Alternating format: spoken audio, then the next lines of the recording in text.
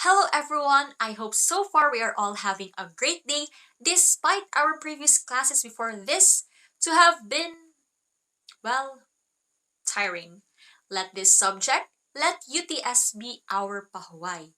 So just sit back, relax, and like what Circuit recommended, grab your popcorns and enjoy learning with us. By the way, I am Mikka Esto together with Miss J. and Basan, Miss Chantal Camino, Miss Nicole Lim, and Miss Rhena Taclobos. We are Group 1 and we will be talking about Topic 5, the material self. Like any other discussion, it should have learning objectives. So, for this topic, our specific learning objectives are: first, to explain the meaning of materialist concepts; second, to determine the causes of materialism; and third, to identify the impact of materialism and consumerism on the self. Materialism may refer either to a mere concern with the material world, as opposed to philosophical or theological ideas, or to the idea that there is everything that is physical matter. This philosophy is far more than just focusing on material objects. This claims that everything is matter in the world, with no real spiritual or intellectual nature. Materialism, too, may refer to a philosophy that the highest ideals of life are material achievement and development. This ideology is evidently widespread in today's Western culture. The term cultural materialism may also refer to materialism. Basically, this slide is telling us that the term materialism can refer to the concept that everything is made of physical stuff, or to a simple preoccupation with the material world. Preoccupation that means our engagement, our interest, our engrossment with the material world, as opposed to philosophical or theological ideas. This concept goes far beyond just emphasizing material things.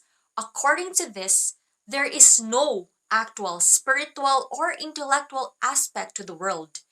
All is just matter. I mean, that ideology is like canceling or invalidating the philosophers who lived their whole life believing and fighting the spiritual and intellectual aspects of this world. The term materialism can also refer to a way of thinking, that is philosophy, that holds that progress and material success are the highest aspirations in life. It is clear that this ideology is dominant in contemporary Western culture. We take, for example, Apple and Samsung. Although Apple is an American company and Samsung is a South Korean company, but we focus on their marketing strategies to explain materialism as a philosophy. It's no surprise at all when we hear announcements coming from Apple and Samsung that there will be new products despite within a month of releasing their new products. They really are neck and neck, the giants in the technological world, competing for who is the greatest between them. This explains how our technology is very fast paced and how almost all our gadgets, especially our smartphones, are disposable. Disposable smartphone culture is a reality. Um, we really are experiencing this, right? Despite how we take care of our smartphones, it is embedded already. It is in the market plan of the companies that in 3 years or 4 years' time, this smartphone will be disposed. Thus, materialism may also be referred to as cultural materialism because it is driven by culture. At its simplest point, materialism means focusing on material things, as opposed to what is of a spiritual or intellectual nature. We exist in a world made of matter and surrounded by it. Therefore, it is common that we may be distracted by material objects from the spiritual or intellectual interests. But that is also where issues arise. We may become obsessed with a need to acquire them, or just overwhelmed with a need to hold and maintain them. As I've said previously, Simply put, materialism is the preference of for material things above those with a spiritual or intellectual component. We live in a material world and we are surrounded by it. We insert here the song of Madonna entitled Material Girl, wherein their lyrics goes like this. Because we are living in a material world and I am a material girl, but we should not be a material person. Let's not live like that song. Let's just sing that for fun because being a material person just cannot be.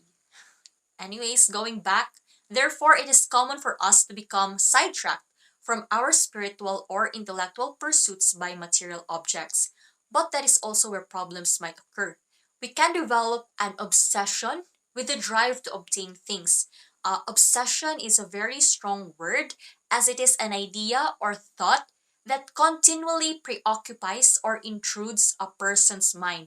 So 24/7, 365, the whole year, every second of our lives, all we think about is the material things that we need to acquire.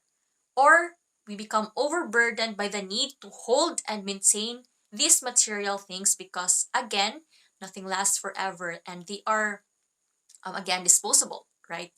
The questions that this mentality would lead us to ask are: is material stuff really more important than anything else? Is material achievement the highest goal? When all stuff is gone, what is life all about? Why am I here at all? Now we develop an existential crisis. So we're going to talk about the causes of materialism. We're going to address that existential crisis with the 7 reasons why you're materialistic when it doesn't make you happy. Number one, we are influenced by the grass is greener on the other side syndrome. Whether humans are not naturally inclined to envy or not, we always allow it to cloud our judgment. If envy makes you imagine something better than it really is because you don't have it, it's called delusion or consequence. As you undoubtedly know, the grass is greener on the other side of the fence. Whether or not humans have an innate tendency toward envy, we still continually allow it. We permit it to impair our judgment. And as you probably know, the grass is greener on the other side of the fence illusion is what happens when envy causes us to think something to be better than it actually is because we lack it, we don't possess it. Deeper than this being a delusion or a consequence, I'm also guilty of this. In almost all stages of my life, I went through this. But I've learned that it speaks of how ungrateful we are, how uncontented of what we already have. So we must, the word must. That means we are obliged to stop this. To stop this grass is greener illusion because we will never be truly happy. We will never attain joy if we won't let go of this illusion, if we won't overcome the grass is greener on the other side syndrome. So that is the first reason why we are materialistic when it doesn't make us happy. We are influenced by the grass is greener on the other side syndrome. And that ends my report. Thank you so much. So, good day everyone. So, the second cause of materialism is items are more easily attainable than alternatives. Then, setting your eyes on a particular object is always easier than deciding to concentrate on enjoying what you have every day, as it seems more like development rather than accepting what you already have. And so there's literally no end to new things to accomplish that you could line up as part of your ideal life plan. And that's what makes it particularly risky when you realize you're not going out and you don't notice unless you want to. So people are not contented in life. So we ask for more than what we have. We ask for better one, and we wanted development, innovation, and progress.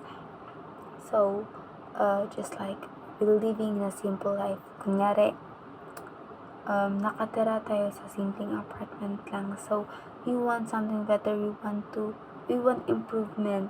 So, ayun nga, we want a larger apartment hanggang sa ipa-renovate para mas comfortable siya tirahan and mas maganda. And after siguro ng apartment, pwedeng new house, ganun, level up yan. Like, at first, for vehicles, kunyari, at first, meron tayong bicycle.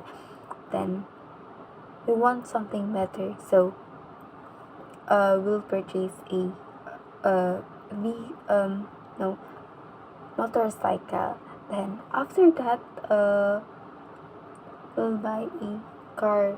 Kay, diba mas better ang car sa motorcycle. So, as we grow, we want development, we want progress, para mas gusto natin na mas comfortable, diba? Mas comfortable naman yun kasi ulan, ganun, pwede na. And sa phone naman, kunyari, at first, diba, uso pa yung keypads, ganun. Pero, there's a technological progress, so, next one is yung touch screens. Dati, nung mga Nokia pa, wala pa yung iPhones, ganun. Pero now,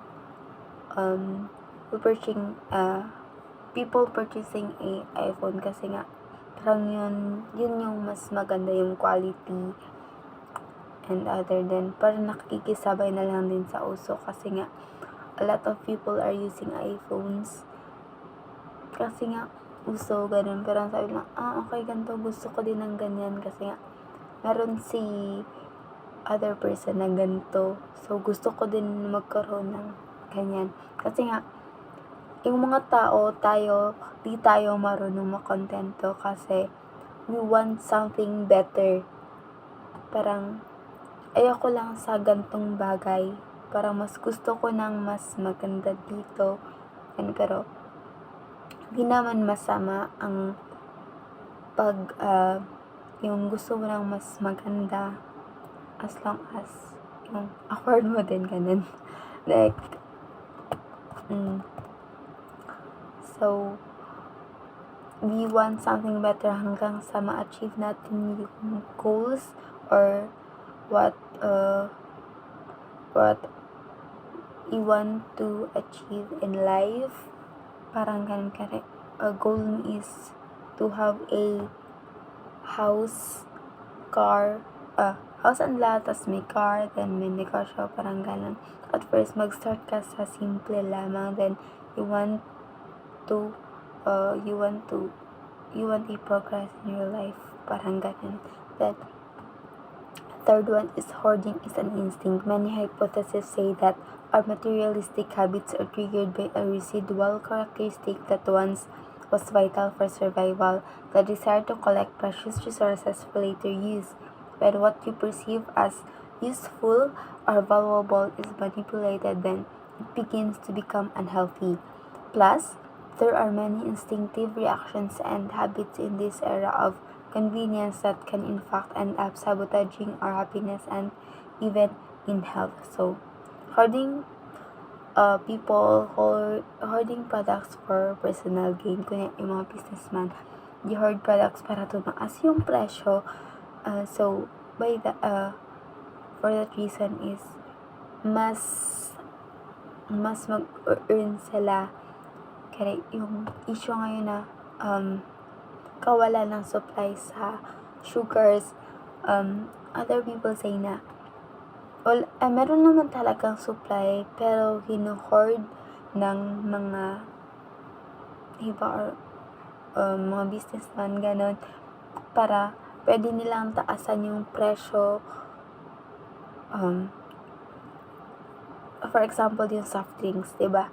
Sabi nga dahil wala ng sugar, wala na masyadong stocks ng soft drinks, kaya even mahal, even matataas yung presyo, bibili pa rin yung mga tao kasi nga konti na lang. So, parang okay na lang, bibili na lang tayo kasi gusto rin naman natin tong inumin. Ganun kasi, a lot of people is parang naghahanap ng soft drinks, so okay na lang kahit na mahal as long as may mainom sila kasi nga gusto nila yon.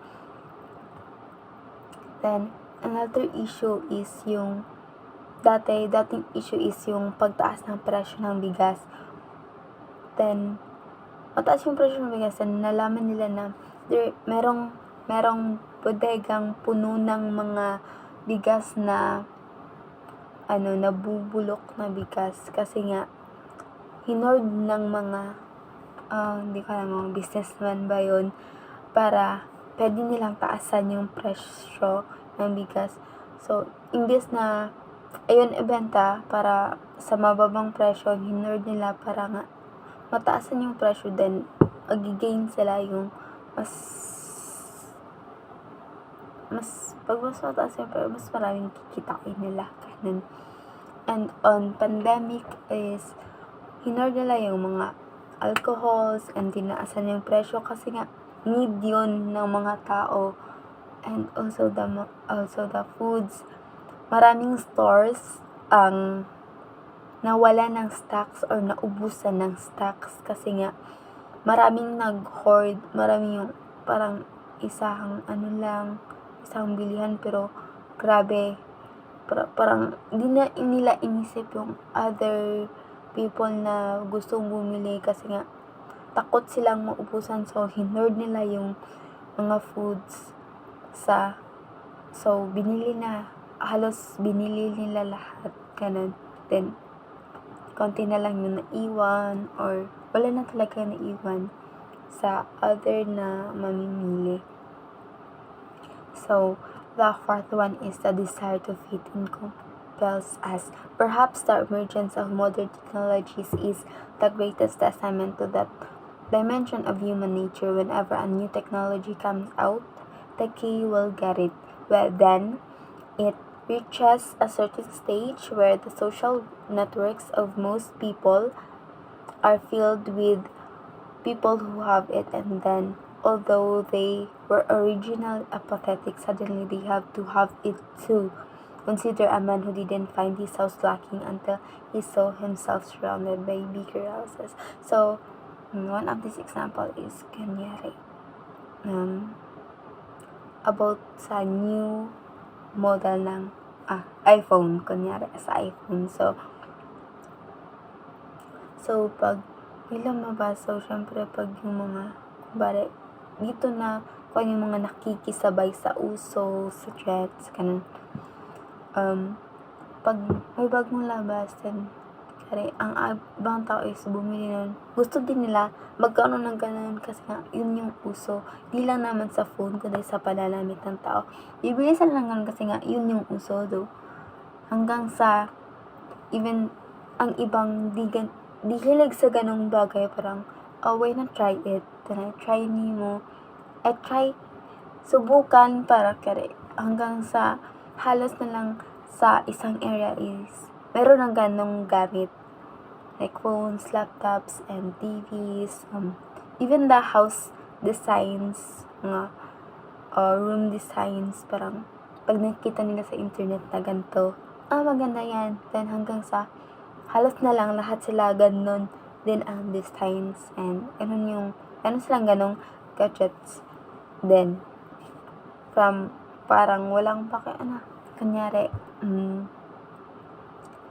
ako ibang phone na brand yung gamit ko, then most of them are iPhone. So sabi na same lang din naman sila na merong parang pwedeng gamitin sa social media and other things, pero parang halos na lahat sila is ganun yung phone na gamit. Then why not try, pag ako din nagkapera, bibili din ako ng ganun, hanggang sa ayun nga, mabili mo din. Halos lahat na lang kayo is iPhone yung gamit. Then the fifth one is commercial conditioning influences us more than we think. So the media have more impact over us than you would think. Advertising companies have been often criticized for the unannounced use of Photoshop over the last few years. But that's not all they're doing. Have you ever noticed how advertisements tend to show very pleased or happy people using the product in question? Not only do commercials often try to compel you to make connection between their product and happiness, but they always try to blame your unhappiness for not getting said product. So, advertisements influences us to buy products. So, kunyari, yung mga artist nila, parang photoshop yung mga faces para maging perfect yung mga, yung mga, ano ba tayo?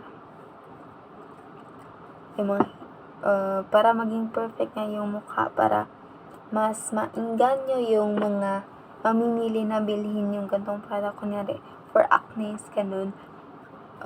I-erase na siya, mawawala na siya within 3 days or 1 week. Kahit na yung totoo, di naman talaga. So, ayun nga, they're using artists na yung sikat para mas maingganyo. Syempre, when you're idolizing someone, parang, yun yung gamit niya. So, dati,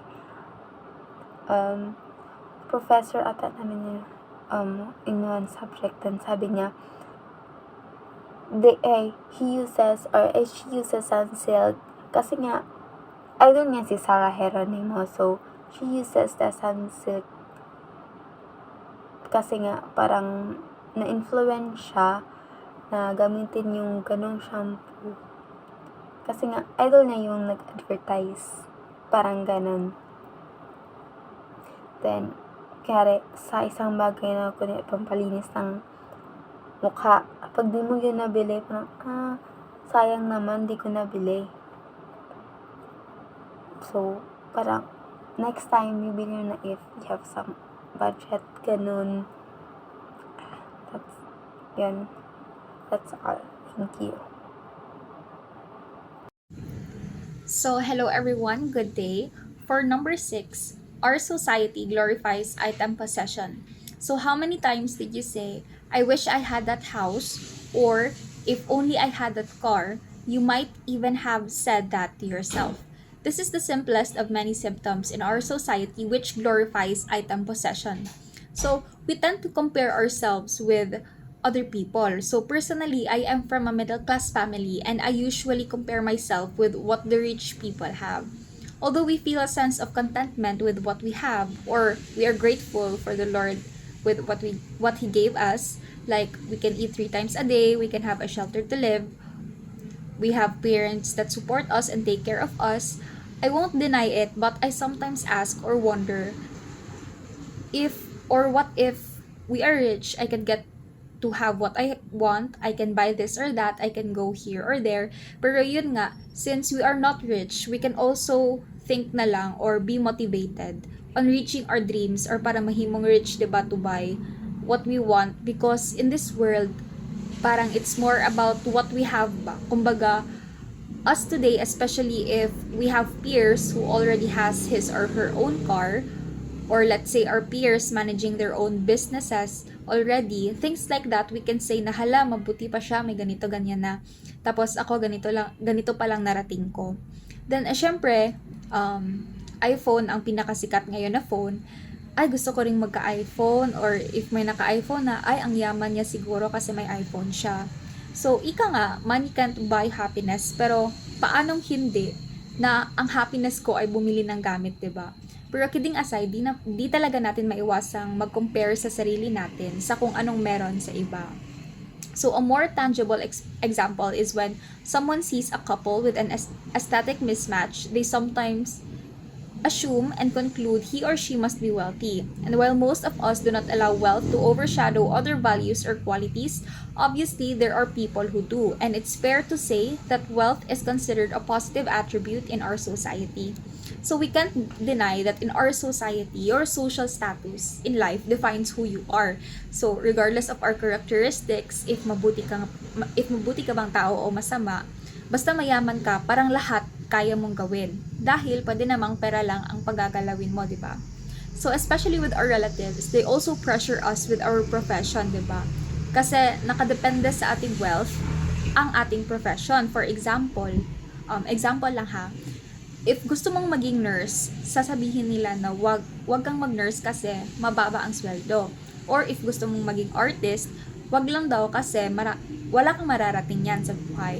So my point is, nakadepende sa wealth mo ang mga bagay na gusto mong bilhin. Syempre, if may pera ka, makakabili ka ng sasakyan, ng bahay, ng mga mamahaling bag o sapatos or kahit anong gamit. So, thus, our society glorifies item possession. If you possess these things that only, let's say, rich people can, you are glorified by the people. So, next, number 7, we crave acceptance, love, and status.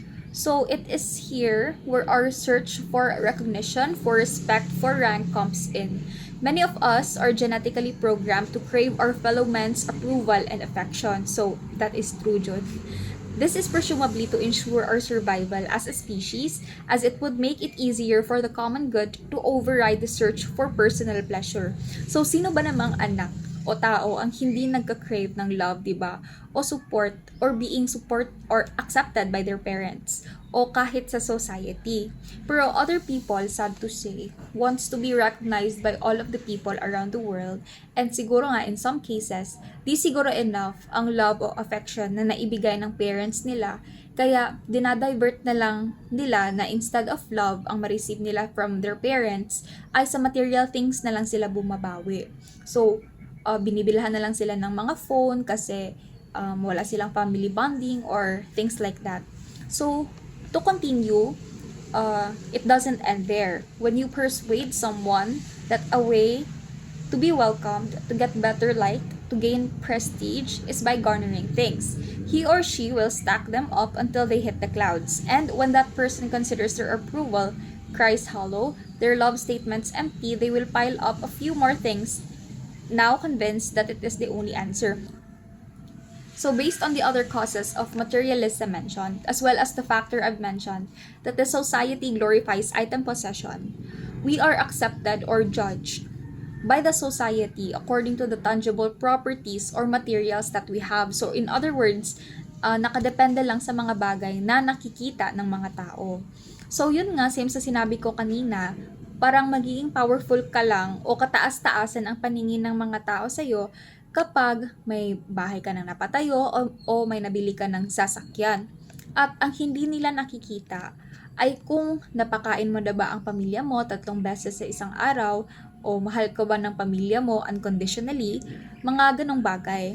So, minsan nga, ginajudge ka pa ng mga tao kasi outfit repeater ka, diba? Ano naman kung outfit repeater, naglalaban naman kami.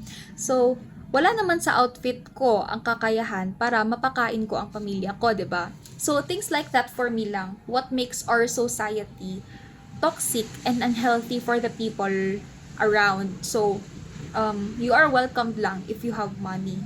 So yun nga, when that person considers their approval cries hollow, their love statements empty, they will pile up a few more material things, now convinced that it is the only answer.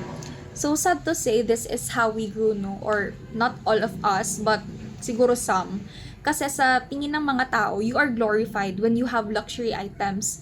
So for you, ma-feel mo na parang diyan na nakadepende ang love o ang pagtingin ng mga tao sa'yo.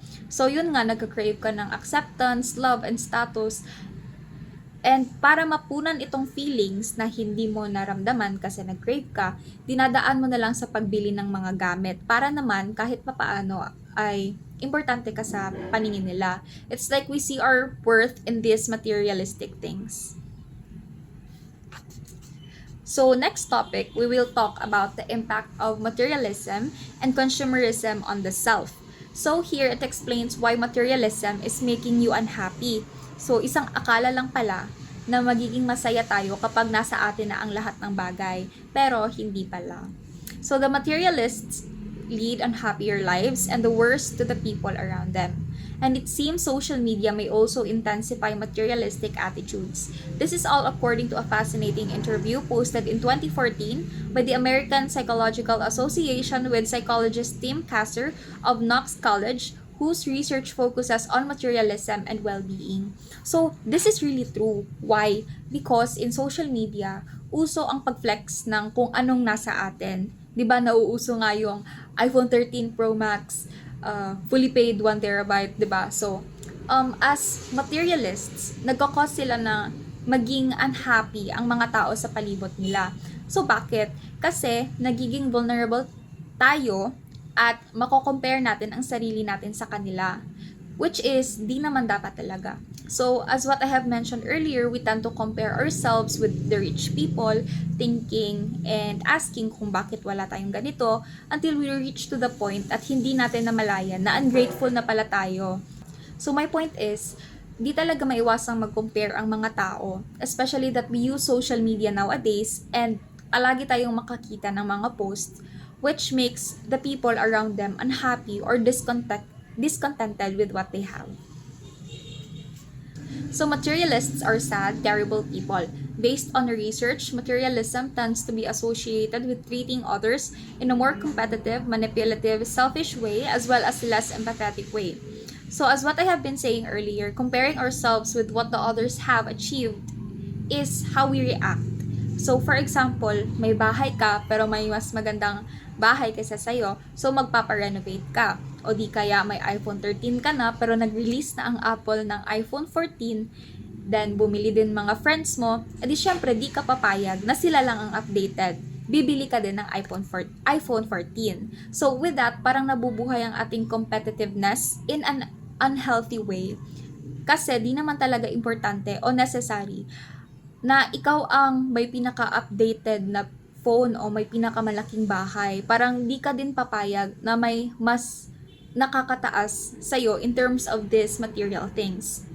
So, materialism is associated with lower levels of well-being, less pro-social interpersonal behavior, more environmentally destructive behavior, and worse academic results. So, lower level of well-being since it causes unhealthy competitiveness, anxiety, and depression, which will be discussed later. So, less pro-social interpersonal behavior naman, which means that we tend to have low empathy or low guilt when it comes to buying these things, and we will also have lesser voluntary behavior to help others in need. Since, yun nga, nakafocus na tayo sa pagbili ng mga mamahaling bagay instead na itulong na lang natin sa iba. Then in turn, it will be environmentally destructive since when you buy more things or when a lot of people buy things, syempre, mas tataas ang demand. And so, the big companies will also produce more. And of course, there will be carbon emissions since they will also use the natural resources that we have. Then, destructive talaga siya for the environment. So, next is the worst academic results. So, bakit? Since you are attached na in these things, let's say gadgets, what happens is that instead na mag-study ka or mag-focus in doing better academically, hindi mo na magagawa kasi nag-focus ka na sa mga gadgets mo. So, it is also linked to more spending problems and debt. So, we can understand this naman, na if you are materialistic, then let's say you are not well off, then, nako-compare mo yung sarili mo sa iba, pero you are not considering your financial status. Bili ka pa rin ng bili hanggang di mo ma-realize na paubos na pala ang pera mo. So what happens? Mangungutang ka, tapos ibibili mo pa rin ang mga luho, mababankrupt ka na naman. Then mangungutang ka na naman ulit. So, napakalaking problema talaga kapag di mo makontrol ang pagka-materialistic mo since nagiging impulsive ka sa pagbili ng mga bagay. Nagsispend ka ng pera without thinking thoroughly if needed ba talaga o wants lang ang bagay na gusto mo. So, we found that the more highly people embraced materialistic ideals, the more negative feelings, depression, and anxiety they encountered. The more physical health issues they encountered, such as stomachs and headaches, and the less they experienced positive emotions and felt happy with their lives. So to answer your questions, why this happens or why being materialistic would cause depression or anxiety, the next reporters would explain and discuss it to you further. So that would be all for my part. Thank you, and I hope you've learned something new today. People become more materialistic when they feel insecure. So this is because when we are insecure about ourselves, we tend to have this feeling of emptiness and we feel like we are not good enough.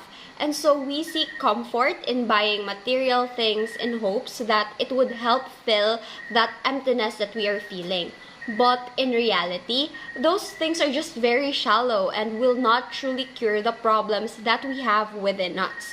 So studies show two sets of factors which lead to materialistic values for humans. So first, when people are exposed to messages that indicate these activities are necessary. So what this means is that we tend to become materialistic when we are constantly surrounded by anything that puts this to priority, because it will influence us to think that maybe this is the right thing to do. So, like for instance, we are in a certain friend group wherein they have a higher status in society than we are, and we subconsciously feel inferior towards them, and that could stimulate us to think that we need to fit in with them, and sometimes that feeling could result in us having the materialistic value in which we start to pretend and buy things that are way too much than what we can actually afford. So another example is that when we keep seeing posts on social media where people are buying trendy things like clothes or gadgets, and that makes us feel jealous or have the sudden urge to want to have those things as well. And so that could also be a reason for us to become materialistic. So a second factor is a much less evident. So people become more materialistic when they feel depressed or endangered, whether due to rejection, economic worries, or death. So I can really say that this is very true because there was a time in my life wherein I was feeling sad, and to cope with that sadness, I resorted to splurging my money to things that I saw online. So, but now I have come to realize that all those things that I bought were only able to make me feel good very temporarily, and it only got me distracted from dealing with my problems. So sadly, those things that I bought are now just cluttered in my room, and I do not really use them as often as I thought I would. So very a waste of money, Jude. So next is that materialism is linked to media exposure and national advertising expenditures. So the research shows that the more the people watch television, the more materialistic their values are. So a study recently published with psychologist Jean Twenge found that the extent to which a given year's class of high school seniors cared about materialistic pursuits was predictable on the basis of how much of the US economy came from advertising and marketing expenditure. So the more the economy is dominated by advertisements, the more materialistic the youth became. So advertisement and mainstream media are being utilized to convince consumers of buying their products, and somehow we do tend to get persuaded by their marketing strategies. So as part of the youth, I could say that the media really do have a big influence to us in terms of having this unnecessary desire of wanting to possess more things. And this is due to the fact that we rely a lot on media for our entertainment and for many other things. So materialism is linked to social media use. So one American and Arab youth research finds that materialism is higher as the use of social media increases. So that makes sense, as most social media posts do contain ads, which is how the social media companies make a profit. So social media is now the most used form of media in today's generation. It offers so much convenience and accessibility for a wide range of users, and for that reason, many brands are now using social media to advertise their products, in which it persuades consumers to buy them with no hesitations anymore.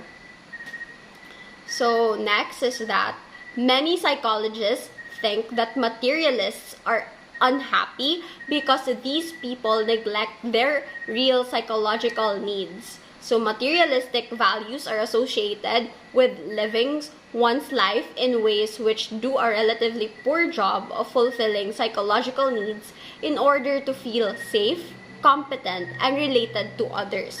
When people are not well satisfied with their needs, they report lower levels of well-being and happiness and more distress. This is very true because having a materialistic value means that you are giving more attention on temporary happiness instead of actually dealing with more important things like your mental health and the relationship you have with other people. So having materialistic value will only drain us as it will not help address the problems that we are facing in the real world. So materialists tend to rely on these unnecessary things for their pursuit of happiness, and they end up feeling miserable and will never feel contented with their life. So good day everyone. So here is the 9 reasons why buying stuff will never make you happy. So Joshua Becker suggests 9 reasons why buying stuff will never make you happy. So first, they all begin to fade. Through nature, all things are temporary. They look vibrant and brand new, but they start perishing, spoiling, or fading immediately as soon as the package is open.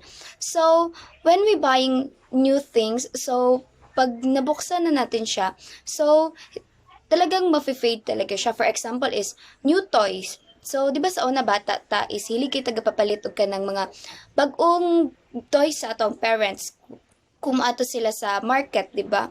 So, that is the one of example. So, di ba karon na pabain yung dulaan, di ba wala na. So that is the reason why buying new things is kanang dali ra siya ma-fade, dali ra siya kanang murag mawala. So, the second is there is always something new right around the corner. So, new version, new design, new feature, and new enhancements. Our world is moving forward from clothes, automobiles, to kitchen, gadgets, and technology. And the planned obstacles must make sure that sooner rather than later, our most recent purchase is out of use. So, dagan kayo sa karong panahon na nowadays, there's a lot of clothes, gadgets nga mga bagong nanggawas. And katong mga daan nga mga nanggawas na mga technology or clothes is kanang murag karon is luma na siya. But daghan ang mga nanggawas, so ang mga tao karon is kanang hilig sila makisabay sa usugod. So that's why kanang ilahan na pong mga kanang kisabay nga mga uso. So pag maabot pud ang panahon, maluma na pud na siya. Next is each purchases adds extra worth to our lives. Any physical item that will bring into our lives is another thing that can be broken, scratched, or stolen. So, tanan butang nga moagi sa tua is it's either dili maguba, it's either dili makawat. So na ako i-share lang no. So when I was grade 11, so akong cellphone is gikawat. But then wala man ko reason nga kanang mamasangil ko sa laing tao. It's because I have no evidence. So that is the one example of new things in our lives. So tanan jud butang sa tong kinabuhi, not generally all good, pero some of things nga na sa ato ang life is kanang kung dili jud siya mabaguba, mawala jud siya. So possessions require maintenance. We need time, energy, and focus on the things we own. They must be clean, stored, handled, and preserved. As the consequence, they often distract us from the things that really brings us lasting happiness. So when we buy new things, so kung mapalit jud ta og gamit, so we need time og energy jud para mapalit ana nga specific nga gamit. But then, kung mapalit na nato na siya, so, syempre, bago man. So, ato na siyang ginahinluan, ato ang kay nang ginaalagaan para dili good siya, hindi siya mabilis masira or mawala. So, without knowing na ang consequence of that specific of that things is kanang mawala na gud ta sa ato ang tinuod nga kung asa jud ta mas ma-happy nga butang. So the next is our purchases cost us more than we realize. Products are measured in dollars and cents in store. But as Henry David Thoreau said, the price of anything is the amount of your exchange for it. We don't buy things with money. We buy them with hours from our lives. So what I've said earlier, when we buy new things, maglaan jud tag energy og time for that specific thing. So So kana de ay magpalit ta og gamit dili lang kwarta ang ato ang na-waste. Ang oras pod sa ato ang lives. Kanang maga-waste ta og kanang nonsense nga time para lang anang butanga. So, napa man jud mas makahappy sa tua. Wala lang jud ta kabalo. Kay para sa tua is material things lang jud ang makapahappy sa tua. We discover other people aren't all that impressed, subconsciously and sometimes even consciously. We expect other people to be delegated with our newest buys. They're going to notice our new car, new phone, new hat, new shoes, or whatever. But they are less impressed than we think most of the time. Some of them, however, are too busy trying to impress you with their newest purchase.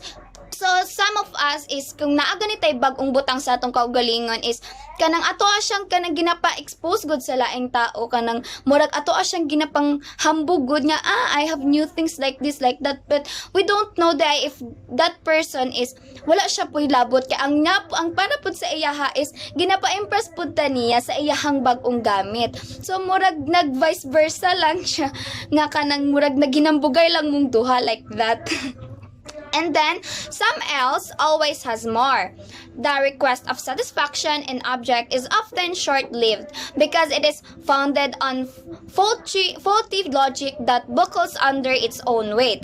If you find joy in buying material things in more things, those with more always be happier. The game can never be won. So, if you, para sa imuha is material things can makes you happy, so, dili kanang murag pildi ka anak nga part is because kanang naa pa man jud mas makahappy sa imuha, dili lang ang material things naa pa, dili lang nimo murag kuan sa imong kaugalingon nga naa pa jud nga meron pa talaga. So shopping does not quest our desire for contentment. Contentment is never found the purchase of more stuff. Our overflowing wardrobes and drawers are proof. Whatever we do on buy, it's even not enough. So, kanang bisan pagpuno nato ang ato ang wardrobe, ang ato ang drawer, dili gihapon na makahatag sa toa og contentment or satisfaction para sa toa.